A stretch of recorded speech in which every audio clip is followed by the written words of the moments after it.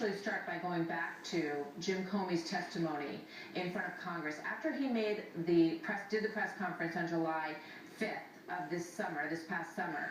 He then said he wanted to further explain and go before Congress. Jason Chaffetz, the congressman, asked him a very pointed question, and I'd like to play that for everybody now. Did you look at the Clinton Foundation?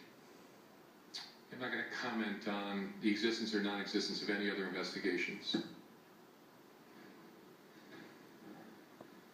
Was the Clinton Foundation tied into this investigation? Yeah, I'm not going to answer that. We all remember that moment, Brett, and now we know that that investigation was very much underway. Yeah, Martha, it never stopped, according to two sources intimately familiar with the inner workings of this investigation. Not only the classified email investigation headed up by the National Security Division, but the Clinton Foundation investigation headed up by the White Collar Crimes Division of Public Corruption. A couple of things. One is there is an internal battle inside, not only between the FBI and the DOJ over this investigation, but even inside the FBI. It was detailed in a Wall Street Journal piece today. We can confirm a lot of that. But I will tell you that for inside the investigation itself, there is a high confidence that they have a lot of evidence. The evidence continues, according to our sources, to come in every day, not just by WikiLeaks, but also by the other avenues that they are doing, multiple interviews several times, and also these new emails, Martha. You have the Anthony Weiner computer, and then we've confirmed, and Catherine Herridge has another source on this, that the Cheryl Mills and Heather Samuelson computers that were part of an immunity deal that originally were thought to have been destroyed by the FBI as part of that deal were never destroyed, and that they are now at the Washington field office of the FBI. So they have a lot of avenues to look for different elements of evidence. Okay.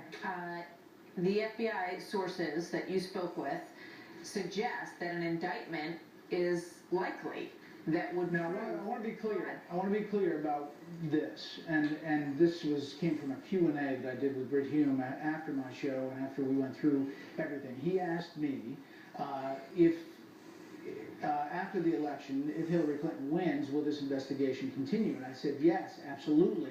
I pressed these sources again and again, what would happen? I got to the end of that and said, you know, they have a lot of evidence that would likely lead to an indictment. But that's inartfully answered. That's not the process. That's not how you do it. You have to have a prosecutor. If they don't move forward with a prosecutor with the DOJ, there would be, I'm told, a very public call for an independent prosecutor to move forward. There is confidence in the evidence, but for me to phrase it like I did, of course that got picked up everywhere, but the process is different than that. Gotcha.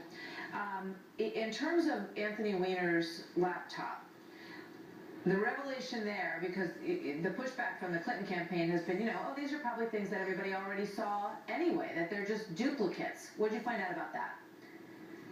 Yeah, they are combing through this, and Catherine Harris has reported this as well, and using a lot of technology, they have found new hits in the emails that they believe are new emails, in other words, not duplicates, that were on Hillary Clinton's server.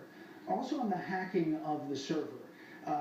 That is interesting because there is a high confidence that foreign intelligence agencies, several of them, up to 5 actually, have managed to hack into that private server.